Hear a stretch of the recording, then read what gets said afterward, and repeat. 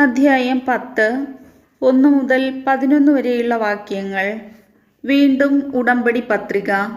കർത്താവ് എന്നോട് അരുളി ചെയ്തു, ആദ്യത്തേതുപോലെ 2 കൽപ്പലകകൾ വെട്ടിയെടുത്തുകൊണ്ട് മലയുടെ മുകളിൽ എൻ്റെ അടുത്ത് വരിക. മരം കൊണ്ട് ഒരു പേടകവും ഉണ്ടാക്കുക. നീ ഉടച്ചുകളഞ്ഞ ആദ്യത്തെ പലകകളിലുണ്ടായിരുന്ന വാക്കുകൾ ഞാൻ അവയിൽ എഴുതും. നീ അവ ആ പേടകത്തിൽ വെക്കണം. അതനുസരിച്ച് കരുവേല മരം കൊണ്ട് ഞാൻ ഒരു പേടകമുണ്ടാക്കി. മുൻപിലത്തേതുപോലെയുള്ള 2 കൽപ്പലകകളും വെട്ടിയെടുത്തുകൊണ്ട് മലമുകളിലേക്ക് പോയി.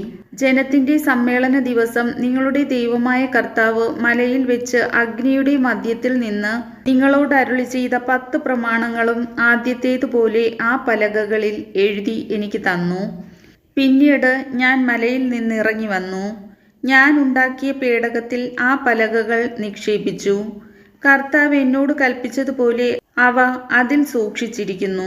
ഇസ്രായേൽ ജനം യാക്കോബിന്റെ മക്കളുടെ കിണറുകളുടെ സമീപത്ത് നിന്ന് മൊസേറയിലേക്ക് യാത്ര ചെയ്തു. അവിടെ വെച്ച് അഹ്റോൻ മരിച്ചു. അവിടെ തന്നെ അവനെ സംസ്കരിക്കുകയും ചെയ്തു. അവനു പകരം മകൻ എലെയാസർ പുരോഹിത ശുശ്രൂഷ ഏറ്റെടുത്തു.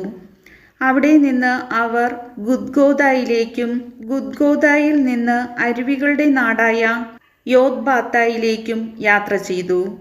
അക്കാലത്ത് കർത്താവിൻ്റെ ഉടമ്പടിയുടെ പേടകം വഹിക്കാനും അവിടുത്തെ സന്നിധിയിൽ അവിടത്തേക്ക് ശുശ്രൂഷ ചെയ്യാനും അവിടുത്തെ നാമത്തിൽ അനുഗ്രഹിക്കാനുമായി ലേവിയുടെ ഗോത്രത്തെ കർത്താവ് വേർതിരിച്ചു.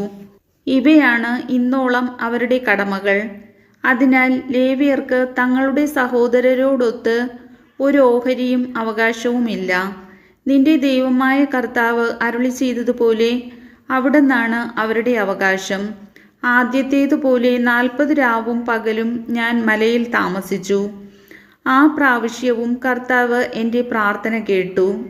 അവിടുന്ന് നിങ്ങളെ നശിപ്പിക്കുകയില്ലെന്ന് തീരുമാനിച്ചു.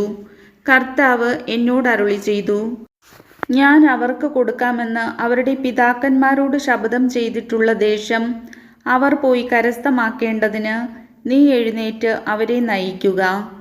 കർത്താവിൻ്റെ വചനം.